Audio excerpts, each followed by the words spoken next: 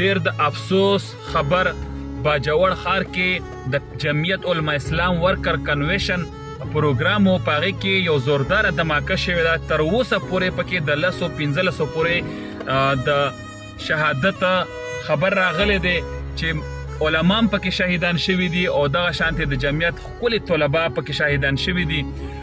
او دغه ویډیو چې کومو ملګرو ته رسي نو ضرور دا ویډیو شیر کړئ چې څومره د جمعیت ملګري زر تر زره د باجوړ ښار هسپتال ته ځان ورسوئ. هلته مریضان پراته دي، 50-60 پورې مریضان پراته دي او سخت د وینې ضرورت دی. هر یو مسلمان ته پکار دی چې په دغه وخت کې د مسلمانانو په ښه راشي چې څومره ملګري د باجوړ ښار سره جوخت دي نو هغې دې زر تر زره دغه باجوړ ښار ته ځان ورسئ چې دغه مریضانو ته الله پاک د ستاسو د وجې نوې زندګي ورکړي. الله پاک وایي چې د یو انسان زندګي بچ کول دا د پوره انسانیت زندګي بچ کېدل دي او د یو انسان مړه کېدل دا پوره د انسانیت مړه کېدل دي.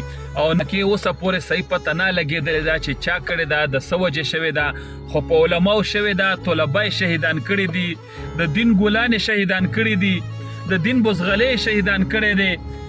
ټولو ته مې خواست دی دې خو ډېر ښکلی مرګ وګټلو، د شهادت مرګ یې وګټلو، انشاءالله ښکلي جنت ته به ځي، د جنت بایچو ته به ځي.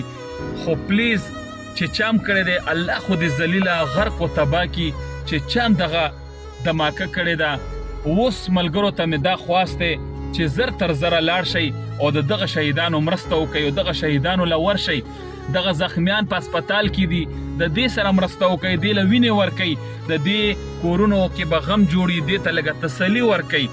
او چې څومره ملګري په دې خوشحال شوي وي نو دا ډېر زیات د افسوس خبر دی ځکه چې دا د یو مسلمان وینه توی شوې ده. په مسلمان په وینه خوشحالېدل نه دي پکار، هغه که د هرې پارټۍ سره په دې افسوس پکار دی.